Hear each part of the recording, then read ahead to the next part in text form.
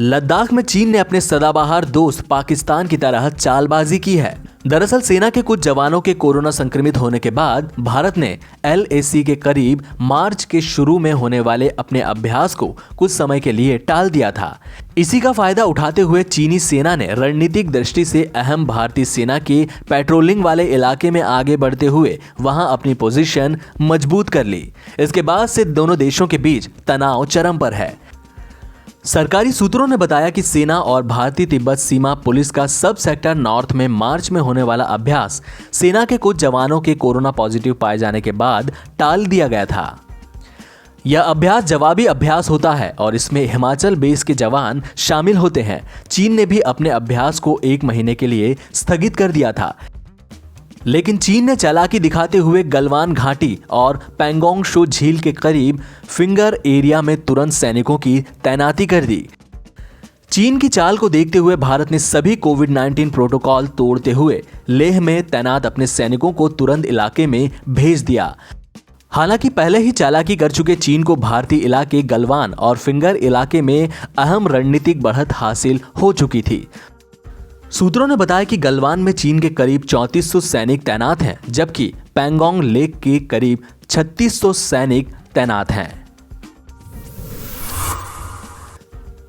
भारत में 19 मई को कोरोना के 1 लाख केस हुए थे। अगले 14 दिनों में ही कुल केस 1 लाख से बढ़कर 2 लाख हो गए हैं।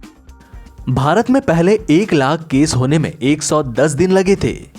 देश में अभी हर 14 दिनों में केस 2 गुने हो रहे हैं। यही हाल रहा तो अगले 15 दिनों में भारत में अमेरिका, ब्राजील और रूस के बाद सबसे ज्यादा कोरोना केस हो जाएंगे।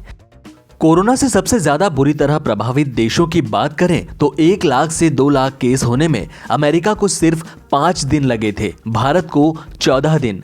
इटली में 1 लाख केस होने के बाद 29 दिनों बाद कुल केस 2 लाख को पार किए थे। अमेरिका में जिस दिन कुल केस 2 लाख हुए थे उस दिन वहां ग्रोथ रेट 17.7% था। भारत में 4.6% और इटली में 1.3% था। भारत में अभी कोरोना के मामलों में 2 गुना होने में लगने वाला अनुमानित समय 15 दिन है।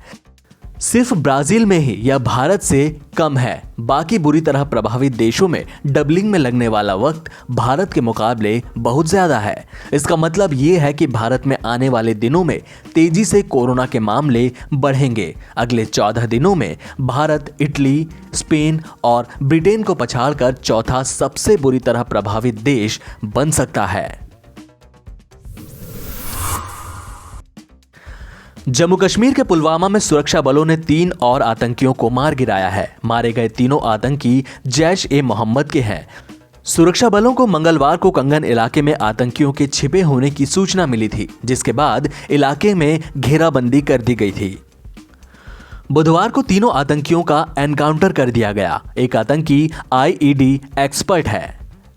सुरक्षा बलों को पुलवामा में कई आतंकियों के छिपे होने की सूचना मिली थी। बुधवार की सुबह सैन्य बलों और पुलिस ने गांवों की घेराबंदी करके आतंकियों की तलाश शुरू की। आतंकियों से सरेंडर करने को कहा गया, लेकिन तलाशी के दौरान जब आतंकी घिर गए तो उन्होंने सैन्य बलों पर फायरिंग शुरू कर दी। आतंकियों की ओर से फायरिंग होने के बाद सैन्य बलों ने गोलियां चलाई। लगातार चले एनकाउंटर के दौरान 3 आतंकियों को मार गिराया गया। जम्मू कश्मीर पुलिस ने बताया कि मारे गए आतंकियों के पास से भारी मात्रा में गोला बारूद बरामद हुआ है।